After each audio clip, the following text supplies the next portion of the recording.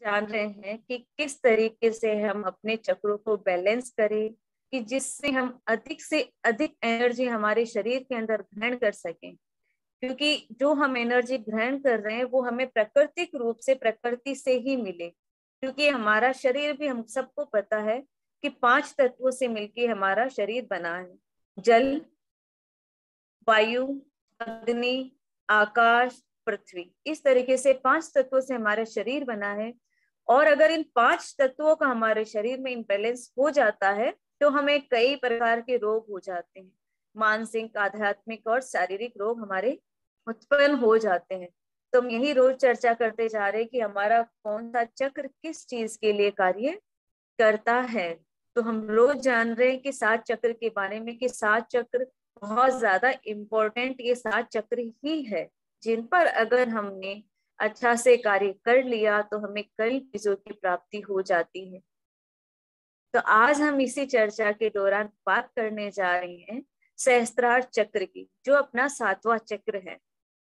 इस पे हम ध्यान कैसे लगे। हमने 6 चक्रों के बारे में जान लिया कि किस चक्र में हमें कैसे ध्यान लगाना है, कौन सा कलर है, कौन सा इसका बीजाक्षर है, कौन सा इसका प्राणायाम है। इस तरीके से हमने जाना कि हमें ध्यान करते वक्त किन किन चीजों को अपनाना चाहिए जिससे हमारा ध्यान पूर्ण हो और हमें वाकई में जो हम कार्य करने बैठे उसकी सिद्धि हमें प्राप्त हो। इस चक्र में आज हम लेने जा रहे हैं सहस्त्रार चक्र, जो हमें पता है कि पर्पल गोल्डन कलर का होता है। ये सहस्त्रार चक्र, यहाँ पर कोई भी बीजाक्षर नहीं होता है। वैसे तो यहाँ पर मौन साधना की जाती है, क्योंकि जब हम इन सब चक्रों से ऊपर उठ जाते हैं तो जैसे भगवान मौन के अंदर बैठ जाते हैं, लेकिन उनके अंदर इतनी शक्ति आ जाती है कि उनके आसपास कोई किसी भी शंका समाधान किसी भी चीज के लिए आता है तो वो स्वतः ही उनके बिना बोले बिना ही उनके शंका का समाधान हो जाता है। तो सहस्त्रार चक्र जागरण होने के बाद सब सिद्धियां प्राप्त हो जाती है और उस व्यक्ति को संसार संन्यास और सिद्धि से भी कोई मतलब नहीं रहता है। जब हमें सहस्त्रार चक्र जागरण कर लेते हैं तो फिर हमें किसी भी चीज से कोई मतलब नहीं रह जाता है। हम सिर्फ स्वयं में मौन साधना में चले जाते हैं। तो अब हम इसे कैसे ऊर्जान्वित करें। तो हम सबको पता है कि इसका बैंगनी गोल्डन कलर है और इसकी आकृति 1000 पंखुड़ियों के कमल के समान होती है, क्योंकि जब यहाँ पर एड़ा और पिंगला और सुषुम्ना नाड़ी का मिलन हो जाता है तो इसके मिलन होते ही सहस्त्रार चक्र हमारे शरीर में एक्टिव हो जाता है और वो हमें केवल ज्ञान मोक्ष के अंदर ले जाता है। कहते हैं कि यहाँ आज्ञा चक्र से ही मोक्ष का द्वार खुलता है, यहाँ पर साधना करने से। तो अगर आप परमात्मा के साथ अपना कनेक्शन बनाना चाहते हैं और ब्रह्मांड की ऊर्जा को अपने अंदर समाहित करना चाहते हैं तो आपको सहस्त्रार चक्र को बैलेंस करना चाहिए। अगर हमारा सहस्त्रार चक्र बैलेंस हो जाता है तो हमारे अंदर ब्रह्मांड की जो शक्तियां हैं सहज रूप से हम उन्हें ग्रहण कर सकते हैं। इसका स्थान सबको पता है कि यहाँ मस्तिष्क के बीच में इसका स्थान होता है। इसका बीजाक्षर हम सिर्फ यही कर सकते हैं, जैसे ओम हम जब बोलते हैं तो पूरा ओम नहीं बोल के उसके पीछे का जो मैं है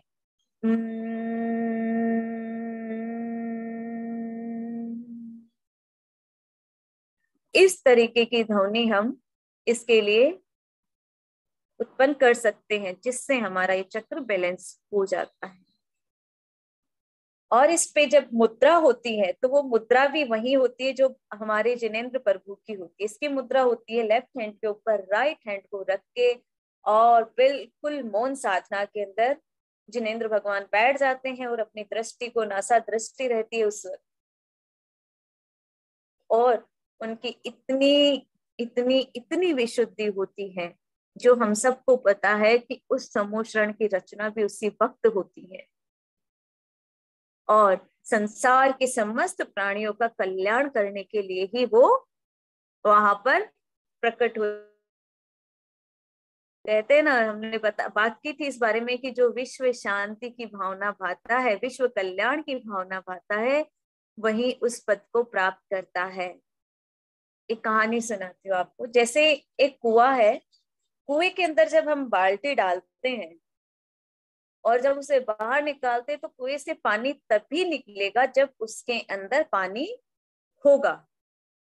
अगर उसके अंदर पानी नहीं है तो वो पानी कैसे निकलेगा? इसी तरीके से कहते हैं हमारे शरीर के अंदर मान, क्रोध, लोभ, माया, ये सब हमारे अंदर विराजित हैं। हमें कोई कुछ भी कह देता है तो हमें क्रोध आने लग जाता है, क्योंकि वो हमारे अंदर विराजित है, इसलिए वो बाहर झलकता है। हम कहते हैं कि मेरे को तो इसने क्रोध दिला दिया, इसकी वजह से मुझे क्रोध आ गया। कहते हैं ना, हम दूसरों पे फट से इल्जाम लगा देते। अरे भाई, वो क्रोध क्यों आया? क्योंकि वो आपके अंदर पहले से ही था। जिस तरीके से हम कुएं में बाल्टी डालते हैं, तो अगर उसके अंदर पानी रहेगा तब भी वो बाहर निकलेगा, नहीं तो कहाँ से निकलेगा वो, है ना? इसी तरीके से हमारे अंदर ये चीजें विद्यमान हैं, तब वो बाहर निकलती है। अगर ये नहीं होगी तो वो बाहर भी नहीं झलकेगी।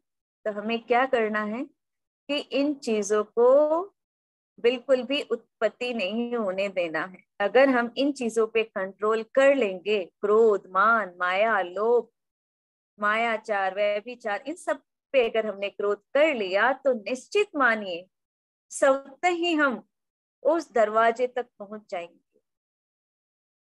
तो सबसे बड़ा हमारे कारण क्या है? हमारा स्वयं का क्रोध। वो ही हमें इस मार्ग पर आगे नहीं बढ़ने देता है।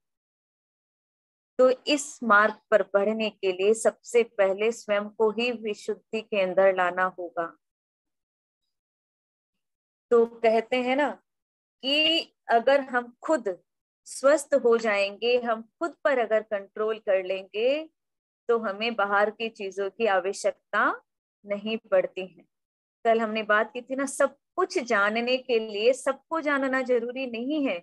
अगर हमने अपनी आत्मा को ही जान लिया तो हम सर्वज्ञाता हो जाएंगे, क्योंकि हमारे अंदर ही ब्रह्मांड की सारी शक्तियां निहित है।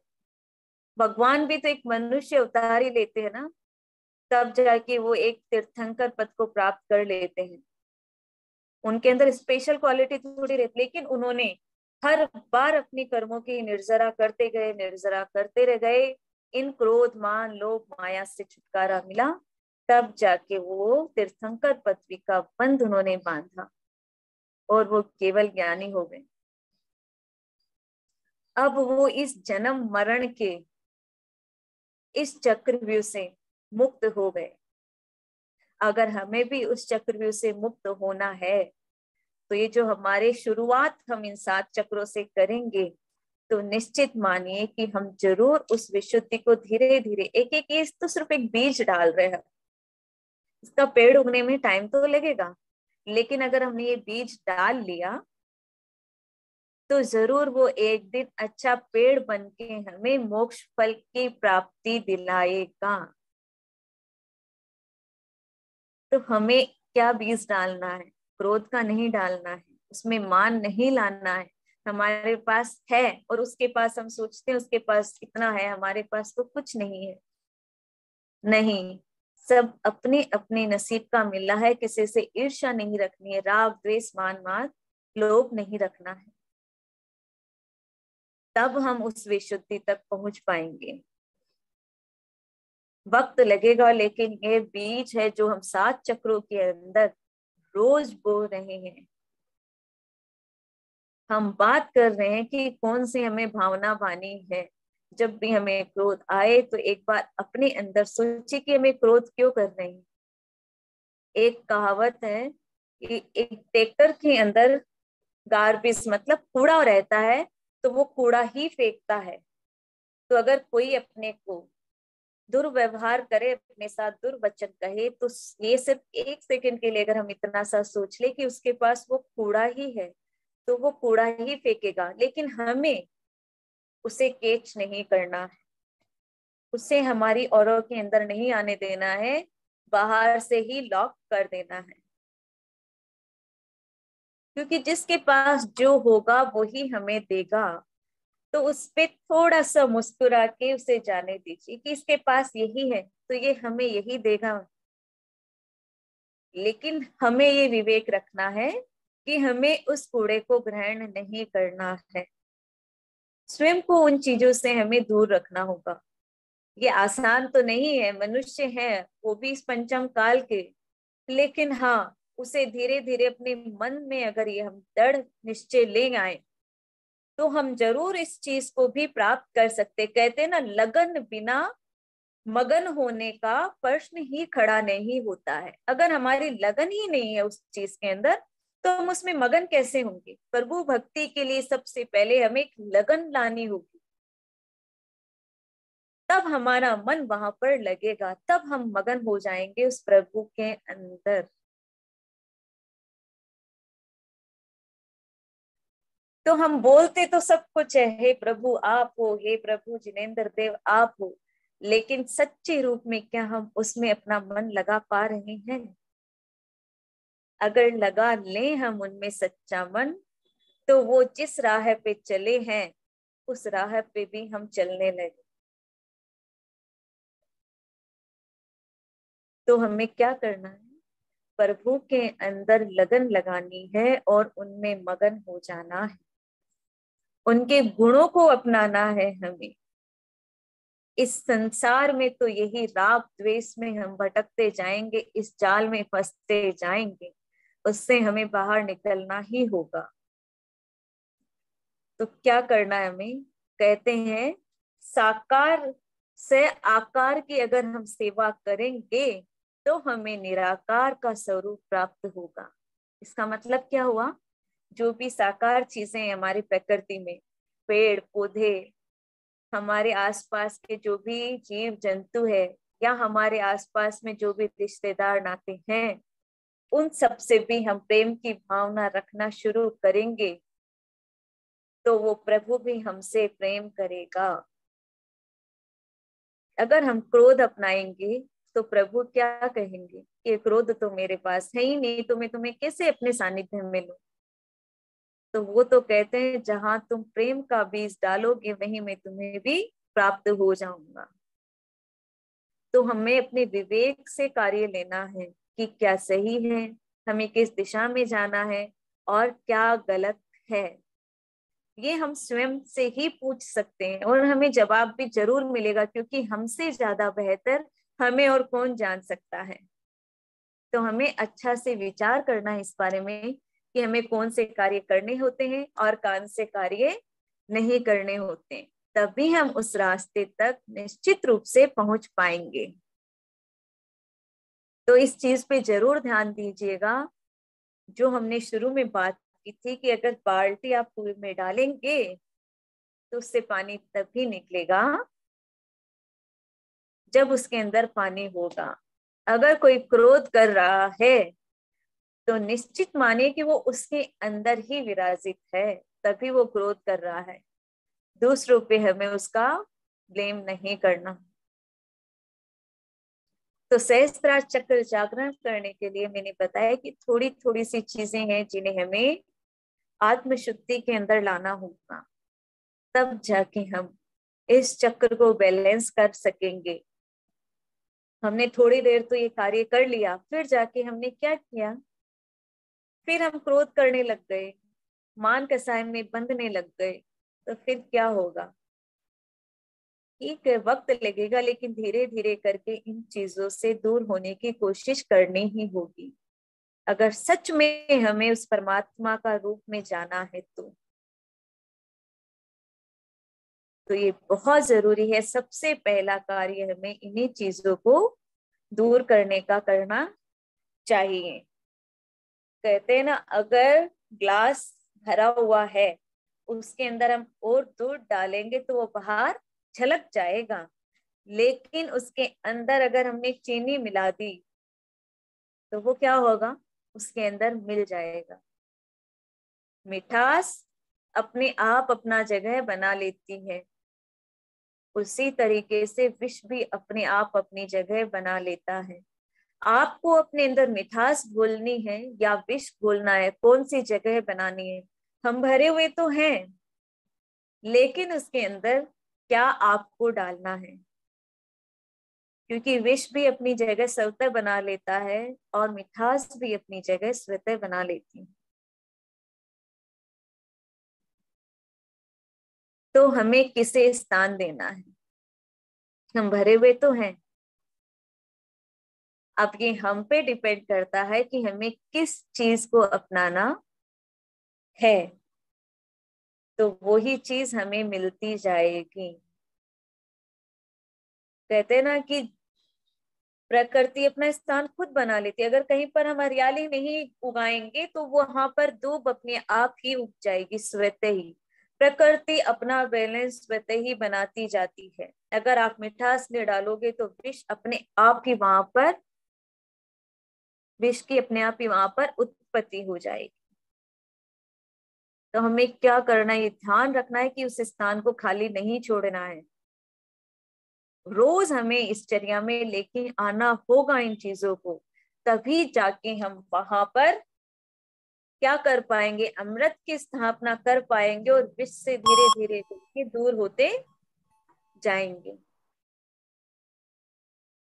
तो इस चक्र के बारे में, क्योंकि यहाँ तो सिर्फ मौन साधना है, प्रभु की ये मुद्रा में हमें बैठ के सिर्फ प्रभु के अंदर ही हमें विराजित हो जाना होता है, तभी अपने आप ब्रह्मांड की सारी शक्तियां अपने आप अपने में आके निहित होने लग जाती है और प्रकृति स्वयं में आके आपका हर कार्य पूर्ण कर देती है।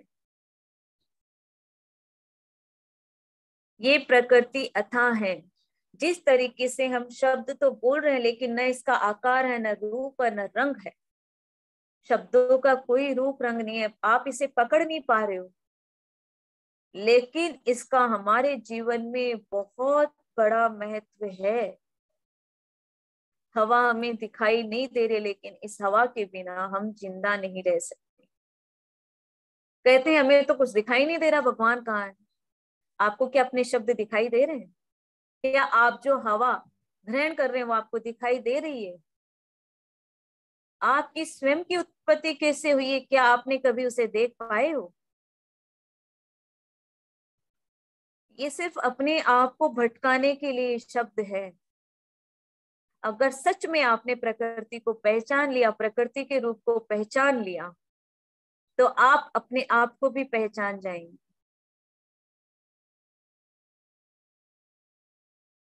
प्रकृति में बहुत बड़ी ताकत है। हमने शुरू में सबसे पहले हम इन 5,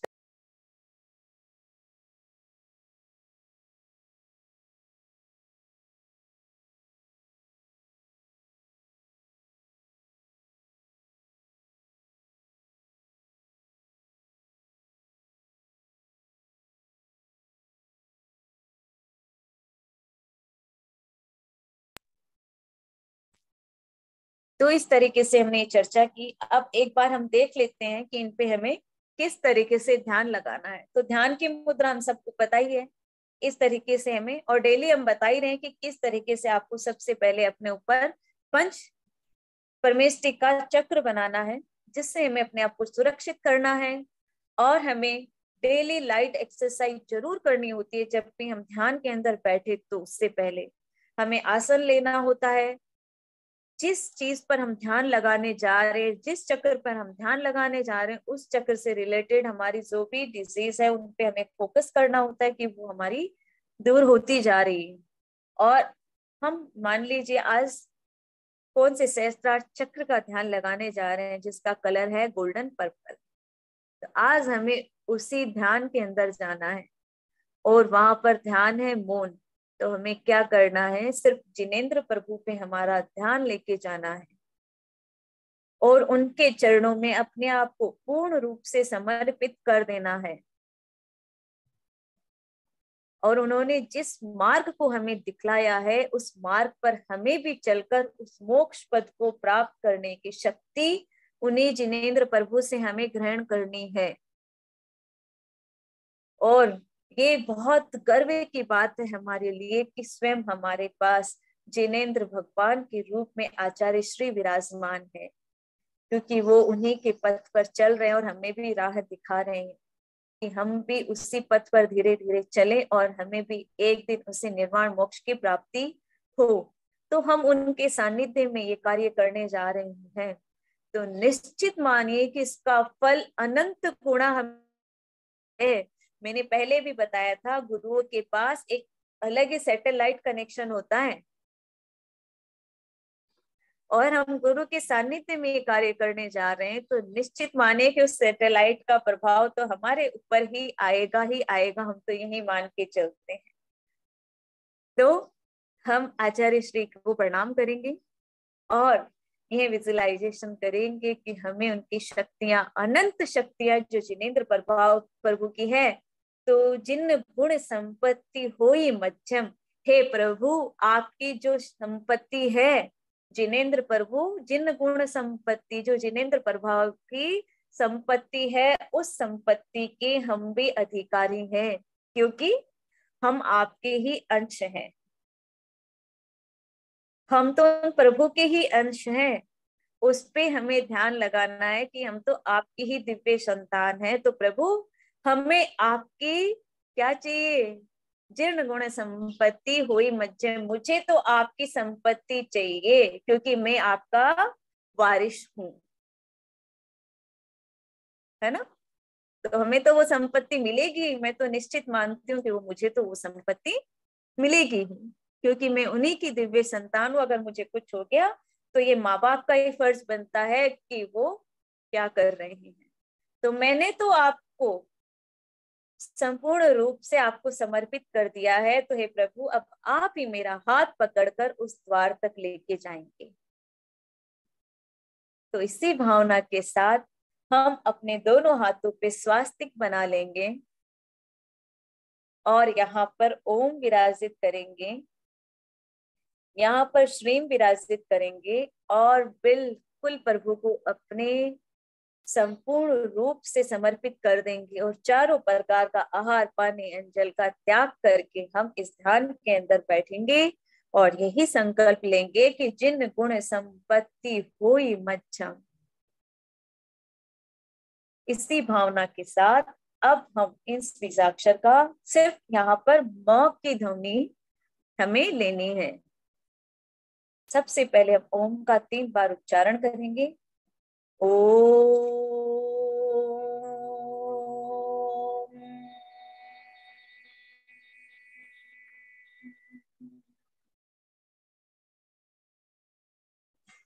ओ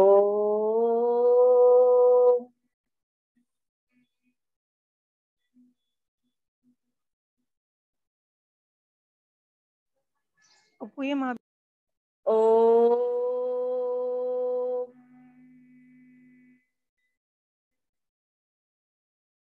ओम ह्रीं श्रीं क्लीं ऐं बड़े बाबा अरहं नमः।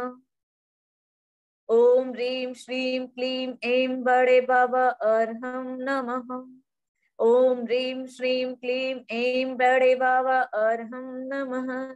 ओम ह्रीं श्रीं क्लीं ऐं बड़े बाबा अरहं नमः। ओम ह्रीं श्रीं क्लीं ऐं बड़े बाबा अरहं नमः। ओम ह्रीं श्रीं क्लीं ऐं बड़े बाबा अरहं नमः। ओम ह्रीं श्रीं क्लीं ऐं बड़े बाबा अरहं नमः। ओम ह्रीं श्रीं क्लीं ऐं बड़े बाबा अरहं नमः।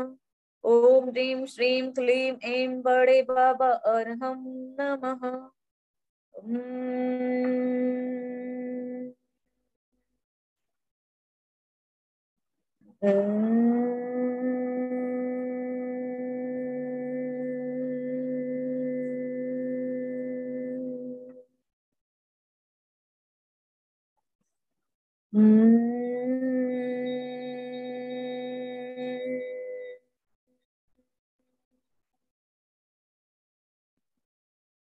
इस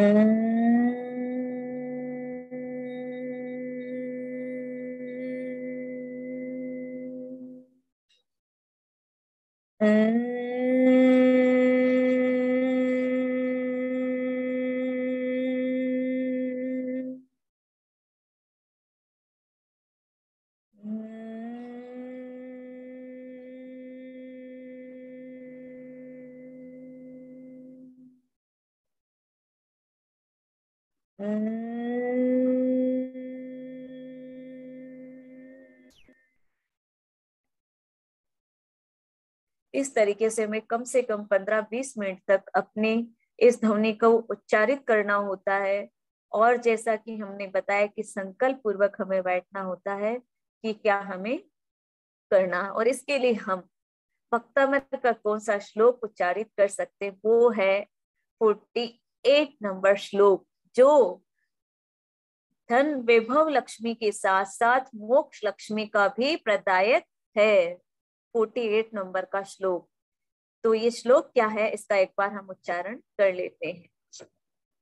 स्तोत्रस्त्रजं तव जिनेन्द्र गुणैर्निबद्धा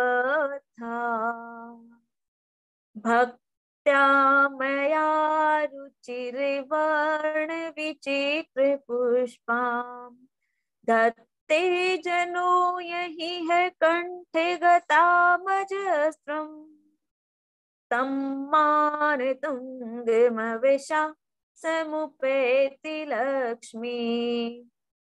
इसमें क्या कहा है कि हे प्रभु, अगर आपकी माला 48 जो श्लोक है, इसकी माला अगर किसी ने कंठ में स्थापित कर ली, कंठ में स्थापित करने का मतलब है हर वक्त उसकी स्तुति करना शुरू कर दिया इन भक्तामृत के 48 श्लोकों की, तो निश्चित रूप से उसको यश, सम्मान, धन संपत्ति और स्वर्ग मोक्ष आदि रूप में लक्ष्मी अवश्य ही प्राप्त हो जाएगी। अगर हमने इन 48 श्लोकों को अपने अंदर, हर रोम रोम के अंदर अगर हमने इनको बसा लिया, तो निश्चित ही मानिए कि हमें भी वह मोक्ष रूपी लक्ष्मी प्राप्त हो जाएगी। इसका रिद्धि मंत्र हम ले लेते हैं। ओम ह्रीम अर्हम नमो सव्व साहुणम ध्रोम ध्रोम नमः स्वाहा। और इसका मंत्र है ओम ह्रीम अर्हम नमो भगवते महति महावीर वर्तमानम बुद्धिरिसीणम ध्रोम ध्रोम नमः स्वाहा। और एक इसका मंत्र और है जो सर्व मंत्रों का राजा है, वो है ओम राम ह्रीम ह्रूम ह्रोम रः असि औसा ध्रोम ध्रोम नमः स्वाहा। इस तरीके से अगर हम मन में संकल्प लेके प्रभु के चरणों में स्वयं को समर्पित करके इसका अगर हम उच्चारण करते हैं, तो हम भी एक ना एक दिन मान के चलिए उस मोक्ष रूपी लक्ष्मी तक जरूर पहुंच जाएंगे। इसी के साथ मैं आज इस सत्र को यहीं पर विराम देती हूँ।